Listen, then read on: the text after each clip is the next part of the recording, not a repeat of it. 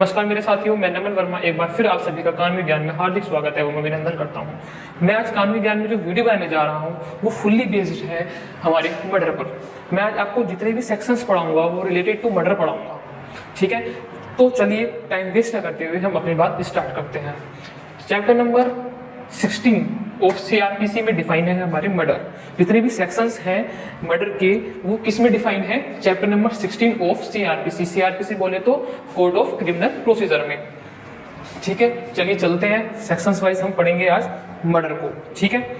तो सबसे पहले 302 302 आईपीसी, ठीक है, जनरली सभी लोगों को पता है, ठीक है। इसमें जो है मर्डर डिफाइन है और मर्डर की जो पनिशमेंट है वो डिफाइन है। अगर कोई व्यक्ति किसी अन्य व्यक्ति का, ठीक है, मर्डर करता है तो उस पर जो धारा लगती है वो 302 लगती है, ठीक है। और जो उसका पनिशमेंट होता है वो क्या होता है? डेथ। उसको फांसी चढ़ा दी जाएगी, ठीक है। हमारे डेथ का मतलब फांसी है, ठीक है।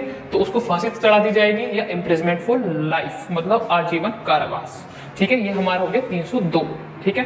नेक्स्ट चलते हैं 303 murder by a sentence under sentence imprisonment of life, ठीक है। कोई व्यक्ति है, उसने किसी व्यक्ति को मारा, वो जेल चला गया, ठीक है। अब हमारे यहाँ इंडिया का जो कानून में उनमें एक व्यवस्था उपलब्ध है जो प्रिजनर है उसके लिए कि अगर उसके यहाँ कोई अर्जेंट वर्क मतलब घर परिवार में उसके यहाँ कोई अर्जेंट काम हो रहा है, उसके भैया की शादी हो रही है या उसका कोई लड़की पैदा हो रही है या कोई बच्चा पैदा हो रहा है, ठीक है, कुछ भी पैदा हो रहा है, कुछ इमरजेंसी वर्क आ गया तो उसे पैरोल पे छोड़ दिया जाता है। किस पर?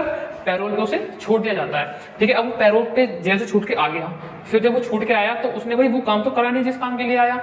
उसने क्या करा? उसने जो है कोई और दूसरा मर्डर कर दिया, जेल से बाहर निकला पैरोल पर और उसने कोई और दूसरा मर्डर कर दिया तो उस पर जो लगेगी 302 आईपीसी के तहत उस पर कार्रवाई होगी। और उसके पास कोई रास्ता नहीं है डेथ के अलावा, उसको जो पनिशमेंट मिलेगी केवल डेथ ही मिलेगी, उसे फांसी पे ही चढ़ा दिया जाएगा। भाई एक तो पहले से जेल में तो पैरोल पे छूटा कोई इमरजेंसी वर्क के लिए, फिर तूने मर्डर कर दिया तो उस पर कोई अब कुछ चीज बची ही नहीं, उस पर उसे डेथ ही मिलेगी, ठीक है। नहीं, नेक्स्ट कल्पेबल 304 आईपीसी 304 आईपीसी जैसे that is culpable homicide not amounting to murder act with intention of causing death, ठीक है।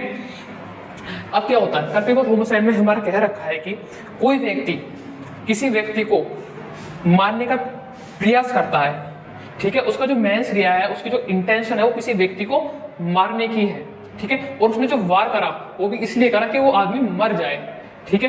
तो उस पर 304 धारा लगेगी, ठीक है। किसी ने किसी पर मारने का वार करा और वो मर गया तो उसमें 304 आईपीसी के तहत कार्रवाई होगी, ठीक है। और ये जो है हमारा कल्पेबल होमोसाइड है इसलिए मर्डर में नहीं आएगा यहाँ पे, ठीक है। कल्पेबल होमोसाइड अलग होती है, मतलब यहाँ आदमी की इच्छा है कि मैं उसे मार दूं, ठीक है। और यहाँ मर्डर में क्या है? उसे मार दिया आदमी को, ठीक है। यहाँ इच्छा व्यक्त कर रहा है, वो उस पर इच्छा व्यक्त करने के साथ साथ उसको मार रहा है, वो चीज वो एक्टिविटी में लिया है मारने के लिए, तो वहां आ गया कल्पेबल होमोसाइड। तो इसको जो पनिशमेंट होगा इसका इम्प्रिजमेंट फॉर लाइफ होगा, ठीक है। या अगर जैसा आपने चाहा तो 10 साल तक कर सकते हैं उसको और फाइन भी उसको देना पड़ेगा, ठीक है, जो कि हमारी कोर्ट तय करेगी या फिर जो भी सेक्शंस में दे रखा है, ठीक है। अब हमारा सेक्शन आता है 304A। ये जो सेक्शंस हैं ये बहुत इंटरेस्ट सेक्शन है, ठीक है। और जनरली ये sections day to day life में पाया जाता है, ठीक है। 304A IPC causing death by negligent, ठीक है। किसी ने आपकी डेथ करी पर आप चाहते नहीं थे कि उसकी डेथ हो जाए, ठीक है।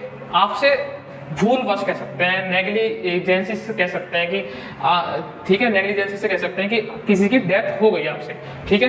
मतलब फॉर एग्जांपल आप गाड़ी चला रहे हैं, ठीक है, आपके पास जेब में ड्राइविंग लाइसेंस भी है, ठीक है, और सब कुछ है, मतलब आप फुली एक ड्राइवर है, ठीक है। उसके बाद भी आपसे कोई गलती से किसी से टक्कर लग जाए और वो आदमी मर गया, ठीक है, तो आपके 304A के तहत कार्रवाई होगी, ठीक है। किसके तहत? 304A के तहत, क्योंकि आप चाहते नहीं थे कि वो आदमी मर जाए, आपकी नेग्लिजेंसी से वजह से, आपकी गलती की वजह से वो आदमी मर गया तो उसमें 304A के तहत कार्रवाई होगी। और इंटरेस्टेड बात ये है कि इसमें बाहर से बाहर जमानत मिल जाती है, इसमें जेल में नहीं रहना पड़ता, ठीक है। आपको ये अवेलेबल होती है धारा और आपको बाहर से बाहर इसमें जमानत मिल जाती है, बेल मिल जाती है, ठीक है। और इसमें जो पनिशमेंट है वो भी ज्यादा कुछ नहीं है, इम्प्रिजमेंट फॉर लाइफ और इम्प्रिजमेंट फॉर 2 ईयर्स है केवल, और फाइन और बोथ, या आपको फाइन दिया जा सकता है या आपको 2 साल की सजा भी दोनों दी जा सकती है। आप केवल फाइन में छूट जाओगे या आप केवल 2 साल की सजा काट पाओगे, केवल उस पर भी छूट सकते हो, ठीक है। ये हमारा हो गया 304A, ठीक है। अब आते हैं हमारे 304B डोरी डेथ, सबसे बड़ी धारा है, ठीक है। सबसे बड़ी धाराओं में से एक है 304B डोरी डेथ, मतलब दहेज हत्या। कोई आदमी अपनी वाइफ की हत्या करता है, वो भी किसके वजह से, दहेज के लिए भी, तो दहेज लेके आ वरना मैं तुझे मार दूंगा, और मार दिया उस लेडीज को दहेज के लिए, तो उसमें जो धारा लगेगी 304B लगेगी। इसमें है imprisonment not less than 7 years which में extend to imprisonment for life. इसमें मतलब ये है कि 7 साल तक की तो आपको कारावास मिलेगी ही, इम्प्रिजमेंट मिलेगी ही, जेल मिलेगी ही, और वो एक्सटेंड भी हो सकती है फॉर इम्प्रिजमेंट ऑफ लाइफ, पूरी लाइफ के लिए वो एक्सटेंड हो सकती है, बढ़ सकती है। ठीक है, नेक्स्ट हमारा आता है 305 abetment of suicide committed by child और इंसान और डेलिरियस पर्सन और एन इडियट और पर्सन इंटॉक्सिकेटेड। मतलब अबेटमेंट माने होता है उकसाना, किसी को उकसाना काय के लिए, सुसाइड करने के लिए, किसी को उकसाना सुसाइड करने के लिए।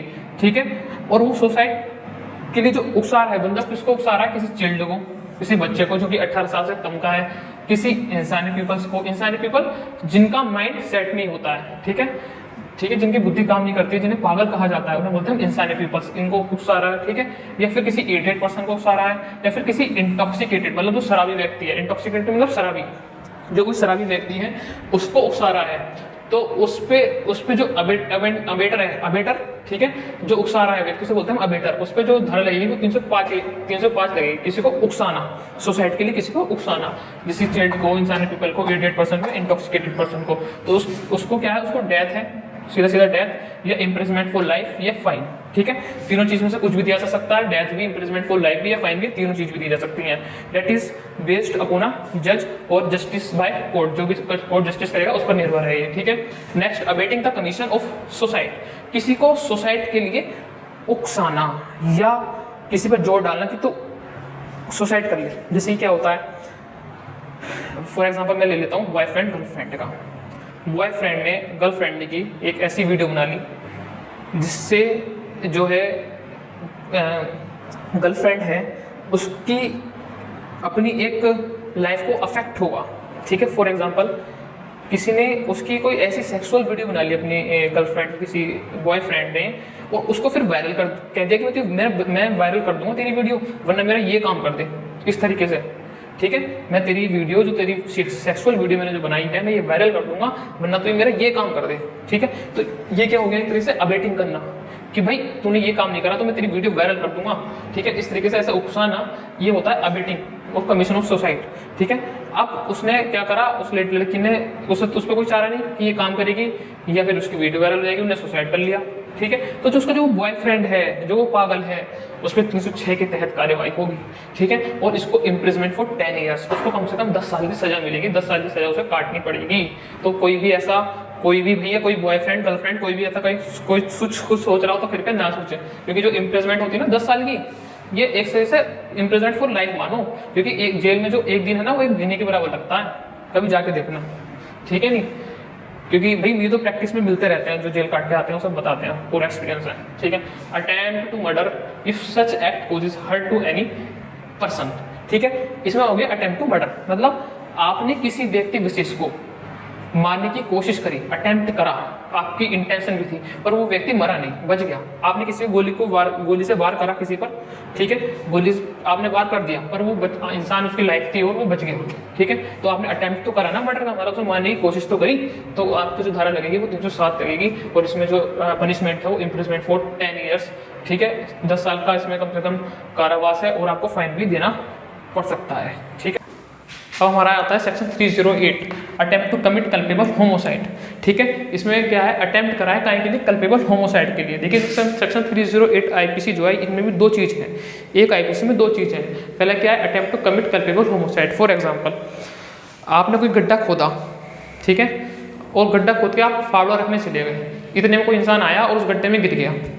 ठीक है, तो इसमें आपकी कोई इंटेंशन थी नहीं उसे गड्ढे में गिराने की, वो तो अचानक से आया, वो गिर गया व्यक्ति, तो इसे बोलते हैं हम कल्पेबल होमोसाइड। तो इसमें भी आपको सजा मिलेगी। सजा किस लिए मिलेगी कि भाई जो आपने गड्ढा खोदा वहाँ कोई बैरियर क्यों नहीं लगाया कि भाई यहाँ पे गड्ढा है, या आपने वहाँ कोई लाइट नहीं लगाई कि यहाँ गड्ढा किसी इंसान को आते जाते को दिख जाए। ठीक है, तो यहाँ भी आपको सजा मिलेगी। ठीक है, इसे बोलते हैं सजा को attempt to commit culpable homicide. ठीक है, तो इसमें भी आपको 3 साल की सजा मिलेगी और फाइन भी आपको देना पड़ेगा।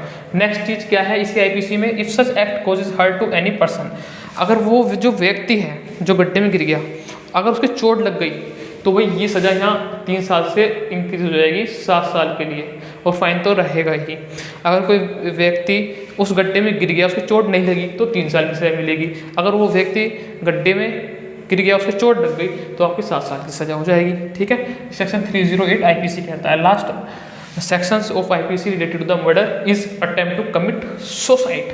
ठीक है, अगर कोई व्यक्ति विशेष अपने आप सुसाइड करता है, अपने आप को फांसी पे चढ़ाता है और कोई दूसरा बंदा आके उसको देख ले कि हाँ भाई ये बंदा फांसी खा रहा है और उसे बचा लिया, ठीक है, तो जो बंदा बचा, जो अपने आप को जो फांसी खा रहा था, अपने जो बॉडी है उसका बलिदान दे रहा था एक तरीके से, उस पर भी IPC के तहत कार्रवाई होगी। उसको सिंपल इम्प्रिजमेंट मिला जाएगा 1 साल का। सिंपल इम्प्रिजमेंट 2 टाइप के इम्प्रिजमेंट होता है, रेगरेस इम्प्रिजमेंट और नेक्स्ट होता है सिंपल इम्प्रिजमेंट। तो उसको सिंपल इम्प्रिजमेंट मिलेगा, ठीक है, और फाइन करना और फाइन भी उसको देना पड़ेगा। ठीक है, तो कोई भी अगर व्यक्ति सोच रहा हो कि मैं फांसी खा लूँ, ये खा लूँ, सुसाइड कर लूँ, तो ना करे भैया। अगर किसी ने इंसान उसे देख लिया करते और बचा लिया तो उसे जेल हो जाएगी।